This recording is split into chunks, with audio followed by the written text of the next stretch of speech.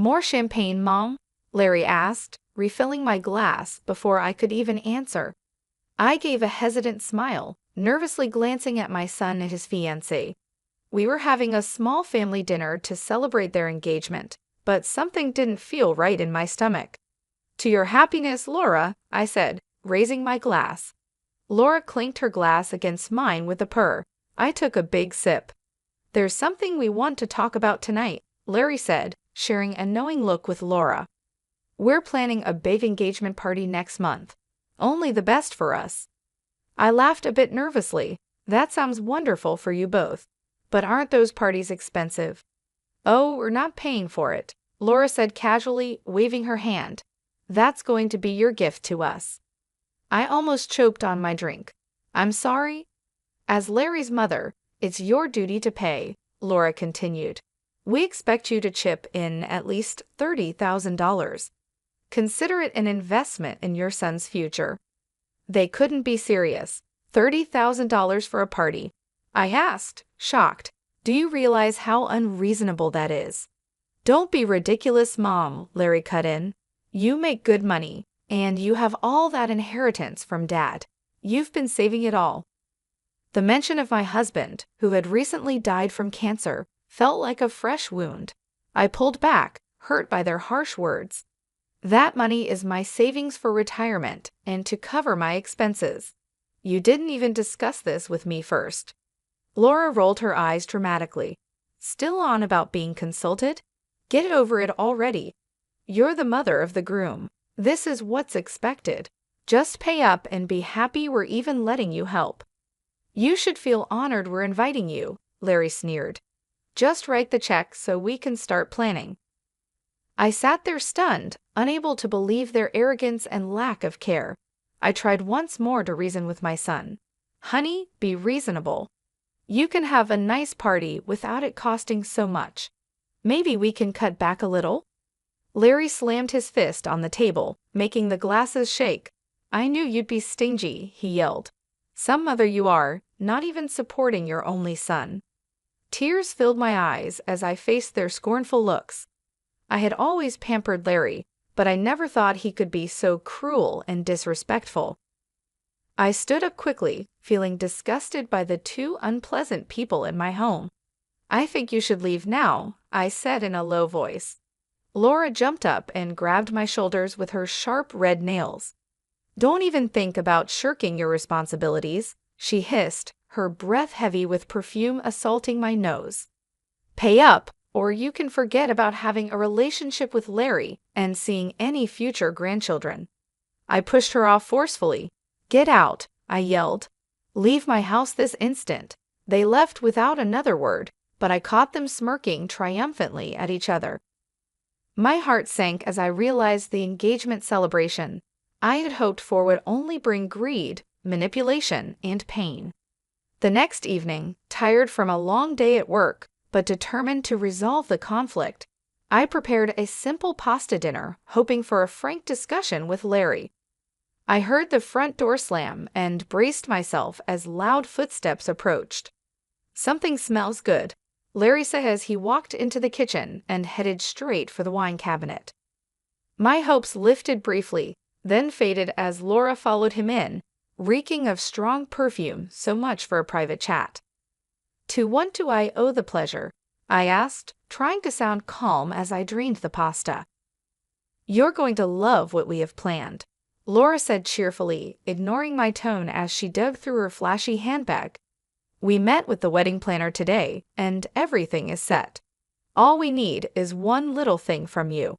She pulled out a folder stuffed with brochures and invoices. Just sign here for the $70,000 wedding package. I froze, a chill running down my spine. $70,000, I exclaimed. For a one-day event? That's absurd. It's our special day, Larry complained. Don't I deserve the best? I tried to appeal to his better nature. Son, be reasonable. Let's have a small, meaningful ceremony instead of this extravagance. Laura slammed the folder down. You clueless fool. Who said you have a say in this? She screamed. You'll pay every penny to give your only son the wedding of his dreams. Anger surged within me. But before I could respond, we all turned in surprise to see my daughter Linda standing in the doorway, looking determined. I was so caught up in the argument that I didn't even notice her come in. "Stay out of this," Laura snapped at my daughter, Linda, who is a bold, tattooed graphic novelist. "This doesn't concern you." "The hell it doesn't," Linda shot back. "You don't talk to my mother like that." She walked over and stood next to me protectively. Normally, I might have been a bit upset by her stepping in. I've always tried to be the strong, independent head of our family. But right then, I was grateful for her support. Larry threw his hands up dramatically. "I ask for one simple wedding, and my whole family turns against me." He pointed at Linda. "This is all your fault. You're filling Mom's head with crazy ideas. She owes me this money and her loyalty." Linda crossed her arms. "Mom owes you nothing but basic respect, which you clearly can't give back," she said. "She raised you all by herself after Dad died, working hard to give you every chance in life. And this is how you thank her? By using her?" Larry had no comeback, just mumbled under his breath. Linda turned to me, holding my hand firmly. "Stay strong, Mom. Set your limits and demand the respect you deserve. I'm here for you." Feeling a surge of relief, my doubts washed away by my daughter's firm support, I stood up taller. "You both have two choices," I said loudly to Larry and Laura. "Treat me and my daughter with basic decency, or leave our lives for good." Laura opened her mouth, probably ready to say something harsh, but then she saw Linda's stern look and thought better of it. She grabbed Larry by the ear and dragged him out. I squeezed Linda's hand, tears of gratitude in my eyes. "How did I get so lucky to have a daughter like you?" She gave a wry smile, "Just being a chip off the old block. Now, let's eat that pasta and plan our next move. These jerks don't know who they're dealing with." The next week was tough, filled with uncertainty. My phone buzzed nonstop with demanding texts and voicemails from Larry, angry when I didn't call back right away. I started ignoring his calls, not having the energy to deal with his rants. When Saturday afternoon arrived, I decided to treat myself to a manicure to cheer myself up. As I relaxed and the technician worked on my nails, my phone buzzed again. Normally, I would ignore it, but this time, I saw it was Larry's number and curiosity got the better of me. "Hi, honey," I answered cautiously. "It's your witch of a mother," came Laura's harsh voice instead, making my blood start to boil. I was about to hang up when I heard Larry in the background. "Is the old bag actually taking your call? She's been dodging mine all week." Then Larry's voice came through clearly. "Mom, what the heck? I've been calling nonstop. Have you thought more about funding the wedding? The coordinator is on my case." I was ready to say no firmly, but Laura cut me off. "Oh, forget it already. She's clearly a lost cause." I heard a slap, like she swatted his arm. "Your mother is a selfish old prune. Once we're married, we'll change all the account passwords so she can't touch our money." My eyes widened. "Our money?" More noise followed. Then Laura sneered. "Why are we even inviting her to the wedding? She'll just show up in some cheap outfit from a discount store." Their loud laughter made my blood boil, but Larry's next words were worse. "Right. And she'll complain about helping us, as if that tiny insurance payout compares to what I make in a month." I was furious. That tiny payout was nearly $500,000 I had saved for retirement, not wasted like my irresponsible son. Laura laughed loudly. "Oh, please, we both know it was your dad's money that got you that job. Your mom couldn't handle money without a man's help."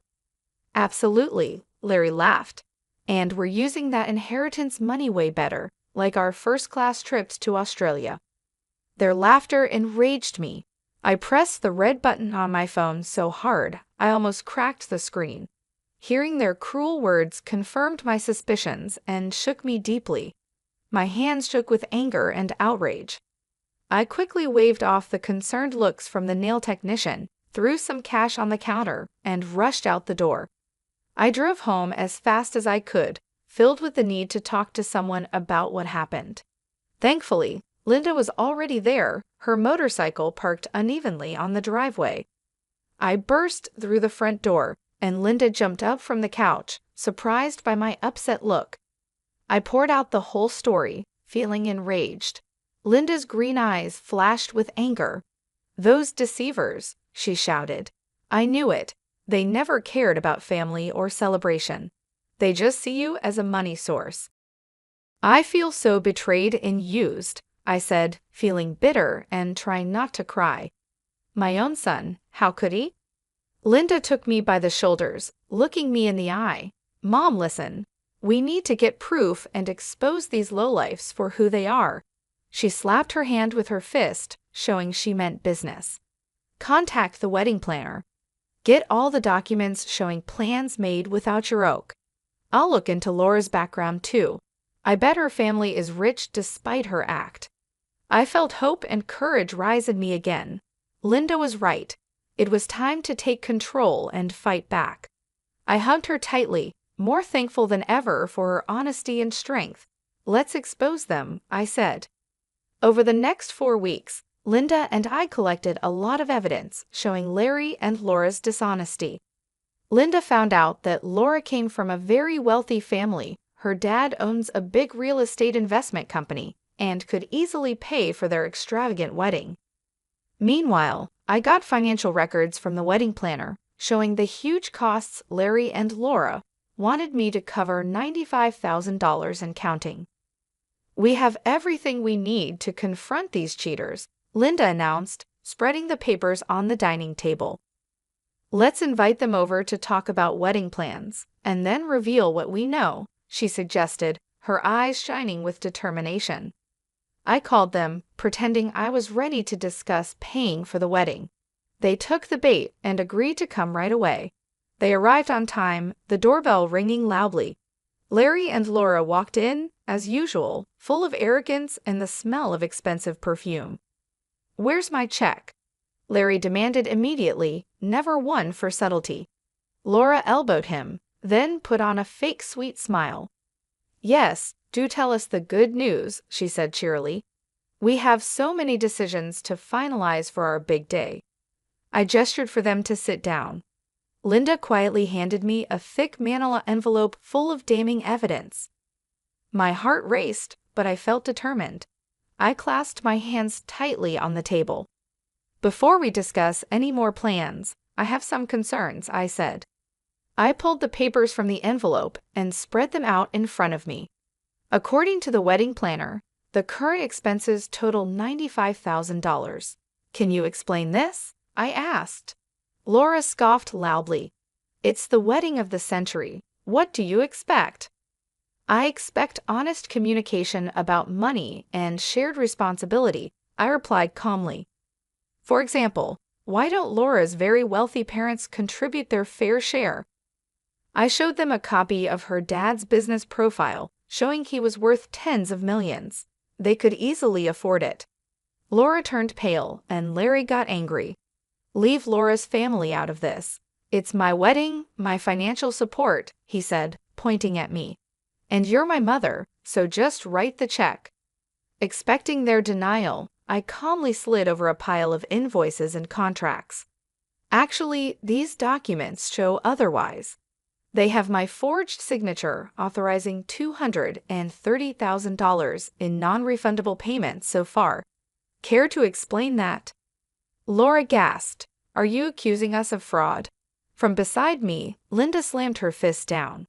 "Damn right she is," she shouted, surprising them into silence. She then spread out the rest of the contents from the envelope: bank statements, screenshots, phone records. Clear evidence of their lies and manipulation lay scattered dramatically across the table. "It's all here, clear as day," Linda said with disgust.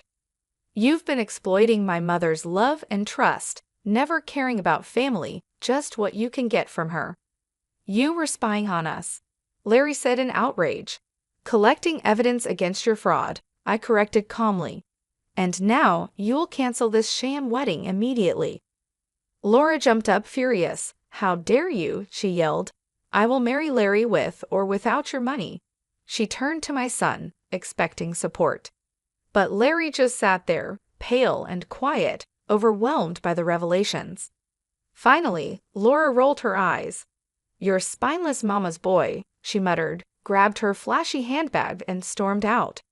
At the doorway, she turned to give one last angry look. "You'll regret this," she hissed. "We won't forget." Then she left in a huff, the smell of her perfume lingering in the air. I looked straight at my shaken son. "Nor will we," I said quietly. "Now leave." He got up quickly, but before he left, he mumbled a soft yet clear threat: "I'll make you pay for this." The day I had dreaded finally arrived: Larry and Laura's lavish wedding. Despite our previous confrontation, they went ahead with their extravagant plans, using even more of the retirement money I had put in Larry's accounts. So there I sat, a reluctant participant in their over-the-top wedding. All around me, guests who had drunk too much wandered under extravagant floral decorations that cost more than my first car. The highlight was an 8-tiered cake decorated with handcrafted sugar flowers. Larry and Laura's smug faces were displayed above everything in a huge golden frame. Next to me, Linda slouched in her ripped jeans and combat boots, her pixie-cut green hair standing out against the pastel bridesmaid dresses. We watched the lavish event unfold, barely hiding our disgust. Then, the music changed to a grand wedding march, and the crowd quieted as Larry took his place under a brightly decorated arch. My heart tightened. He looked so much like his father, handsome in his tuxedo, radiating charm. There was no sign of the greedy boy I had confronted weeks ago. As Laura walked down the aisle in a fancy dress that I suspected was charged to my credit card, old memories and sadness surged within me. Over 28 years ago, I had walked that same path, full of naive dreams of love and family that quickly turned sour. My faith in love had faded with my husband's death, and now the son we had raised showed me the same cold disregard. As the ceremony went on, anger built inside me. I would not stay silent or support this loveless marriage any longer. I stood up abruptly, my chair scraping loudly across the polished floor. Everyone looked at me. Linda took my hand, giving me strength. Clearing my throat, I met Larry's shocked look. "I apologize, but I cannot stay silent about this farce," I declared. The guests murmured in shock. Larry's face turned red, and he looked embarrassed under my stern gaze. Before he could say anything, Laura pushed past him, her eyes full of anger. "How dare you ruin my perfect day?" she shouted, coming toward me with her hands raised aggressively. I stepped back, recoiling from Laura's hostile energy. Linda immediately stepped in front of the bride. "Back off," she said firmly, standing protectively in front of me. A surprised murmur spread through the room. No one else moved to help. Larry kept his head down, not looking at me, and didn't try to stop Laura. My heart broke. All illusions were gone. I no longer had a son. The greedy, cowardly stranger in front of me would never again receive my support or resources. I moved past Linda to speak to everyone. "Let all bear witness to this fake, pretentious wedding," I said loudly. I refused to support these deceivers any longer, and I cut all ties. This farce ends now. I turned and walked briskly to the exit, my skirt swirling dramatically. As I passed my shocked son, I paused long enough to echo his earlier threat: "You'll regret this." Then I walked away confidently, Linda right beside me, our footsteps echoing a firm departure from that toxic place. We stepped into the dim sunlight outside, the doors closing behind us, cutting off Laura's angry shouts. I took a deep, freeing breath. Relief washed over me as Linda and I got into her car. "Thank you for being there with me," I told her, patting her tattooed hand. She smiled slightly. "Are you kidding? I've wanted to stand up to Laura for years." As we drove away from the extravagant deceit, tears came to my eyes, but this time they were tears of relief, not sadness or regret. Looking at my brave, loyal daughter smiling back at me, I knew I would never be alone again. In the months after that disastrous wedding, I changed my phone number, moved to a new place, and shifted my remaining assets, cutting off all contact with Larry and his toxic bride. I heard through rumors that they had their honeymoon in Australia, likely using what was left of my retirement savings. Let them indulge, I thought bitterly. Reality will catch up soon. Sure enough, just a year later, Larry showed up at my doorstep. I came home to find him sitting there, unshaven and smelling of stale cigarettes. I was so surprised that I froze, my grocery bag slipping from my hands. Larry's eyes showed a flash of embarrassment. He tried to help me pick up my things, then said quietly, "Hey Ma, can we talk?"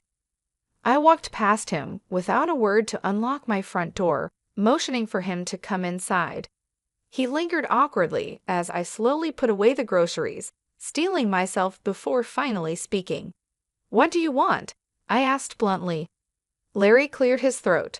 "I need your help, just temporarily," he quickly added, as if that made his request any less bold.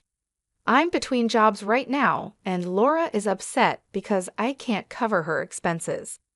"Absolutely not," I said sharply, cutting off his rambling. I crossed my arms, feeling both anger and satisfaction. "You made this mess, now deal with it." Larry looked shocked, not used to such a direct denial. "Come on, Ma, I'm really struggling here. Can't you lend me a few thousand? I'll pay you back, I swear." I stood firm, unmoving. "You never planned to pay me back the first time you emptied my accounts," I reminded him coldly. "Why should I believe you now?" He blushed. "I was wrong before, okay, but I'm still your son." With a swift motion of my hand, I cut him off. "You lost that privilege long ago. I have no son," I declared, pointing at him. "Now you face the consequences. Get out." He tried to speak, but no words came out against my firm disgust. With drooping shoulders, Larry left my house and my life once again. It was about time he experienced the reality of his actions. I locked the door quickly, feeling a rush of vindication before any pity or regret could set in. There was no forgiving someone who repeatedly betrayed me. Larry's pitiful state was proof that karma was catching up with him. I later heard that his fancy tech startup had failed within a year, and my business contacts had shunned him. No investor wanted anything to do with his dubious schemes. Meanwhile, Laura returned to her wealthy father after too many arguments over unpaid bills. The last I heard, she was planning to divorce Larry and was involved with a wealthy older man in San Remo. That night, Linda and I toasted to their misfortunes over cocktails, laughing about the rumors that Larry was now working in fast food under a fake name. "Karma's a harsh one," Linda said, raising her glass. "Here's to it continuing to bite those who deserve it." I happily clinked my glass against Linda's. "No truer words have been spoken," I agreed. Over the next year and a half, Linda's career took off. More and more high-profile clients wanted her unique tattoo designs and graphic novels. She even got a book deal for her bold memoir about our family struggles, which was creating a buzz before it even hit the shelves. Behind the scenes, Linda trusted me with her growing finances. At her request, I used my years of experience to secure trademarks, negotiate publishing rights, and maximize her profits. I was so proud to see her passions thrive with my help. Linda started appearing in trendy fashion magazines and was featured in popular graphic anthologies. She bought a stylish loft downtown, which served as her business hub and showcased the impressive views she had earned with her talent. To celebrate Linda's success, I planned a small party at her chic new place. It would mark her as a true artistic force and independent businesswoman. Linda welcomed the guests with a bit of nervousness, so I reassured her as I adjusted her blazer. "Just be yourself. Everyone here already loves you." Soon, the loft was filled with Linda's creative friends, including daring writers, top publishers, edgy photographers, and even some famous faces from her celebrity clients, all there to celebrate their favorite artist. My heart swelled with pride hearing such influential people praise my daughter. This was the kind of launch party Larry could only dream of. 3 years ago, Our family name was damaged by selfish actions, but now, thanks to Linda's hard work, we had gained respect and admiration at the highest levels of the art world. Late in the evening, I joined Linda on the balcony, looking out over the city lights. She squeezed my hand. "None of this would have been possible without you, Mom. You believed in me when no one else did, and fought for me. I'll always owe you." I hugged her, holding my champagne flute. "Nonsense, my brave girl. Your success is all because of your talent and vision. I just handled the business side so you could focus on creating." Linda smiled. "Well, I definitely got your business sense and Dad's creative flair," she joked, clinking her glass with mine. "Here's to us, beating the odds and staying strong together." I laughed happily, feeling a deep joy as a mother. My daughter and I had survived tough times of greed and betrayal, and now we were thriving on our own success.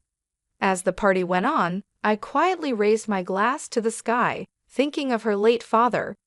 We had indeed created a wonderful legacy, one built on integrity, courage, and hard work, not entitlement or manipulation. This legacy stood as a shining example to others, making the likes of Larry envious for years to come. Over the next 3 years, Linda's career continued to rise brilliantly. Meanwhile, I heard through the grapevine that Larry was struggling with obscurity and growing debt. His extravagant lifestyle hung on until his credit ran out and everything fell apart.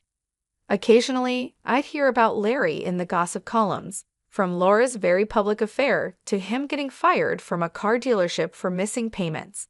I took these stories with quiet satisfaction, confident that our paths would never cross again. I had retired from my corporate role to focus on my passions, pursuing artistic hobbies, helping disadvantaged youth, and planning trips around the world. I also decided to move to a more manageable home and found the perfect place in a scenic coastal senior community. Surrounded by mature trees and vibrant gardens, I enjoyed peaceful walks with close friends, finding a new sense of tranquility. Meanwhile, Linda found her match in Riley, a brilliant software developer who loved her spirited nature. I saw true partnership potential in him right away, and my feelings were confirmed when they moved in together. Soon after, Linda excitedly showed me the unique ring Riley had designed, announcing their engagement. "My darling girl," I said, my eyes tearing up with joy, "I'm thrilled you found someone who deserves your big heart." Linda described her dream of a small garden wedding, much like my own vision from decades ago. No extravagant displays, just a deep, lifelong commitment surrounded by loved ones. I held her hand, emotionally moved by how beautifully she was realizing the dreams her father and I once had. Later, as we planned the wedding over tea and biscuits, Linda hesitated, then mentioned a difficult topic. "Mom, about inviting Larry." I quickly waved off the idea. "Let's not ruin your special day by bringing him into it," I said firmly. Linda looked conflicted. "I just can't help but feel sorry for him, you know. He's clearly a mess, but he's still family even if he doesn't deserve it." "I wonder if including him would be the right thing," Linda said, trailing off, unsure. Seeing my daughter's compassion, even for someone who hadn't shown her the same, I patted her hand reassuringly. "You shouldn't have to compromise your kindness. If it eases your mind to show Larry some small mercy, I can handle his presence just this once." Linda exhaled in relief and squeezed my hand, thankful. "You're the best, Mom. I knew you'd understand." Our sentimental moment was suddenly interrupted by my ringing cell phone. I was surprised to see Larry's name flash across the screen. It had been months since his last call, a desperate plea for money. With a grim face, I silenced the call. "Speak of the devil," I remarked. Linda shook her head. "He never stops trying to come back in. But don't worry, Mom. After the wedding, you'll never have to deal with his mess again." I smiled at Linda's protective words. She was right. It was time to stop listening to Larry's self-pitying attempts. I now had everything I needed right here, in a peaceful life surrounded by people who nurtured my spirit. No remnants from a toxic past could change that. I patted Linda's hand firmly. Onwards and upwards, my dear. Now, tell me more about those lovely flower arrangements you've been thinking about.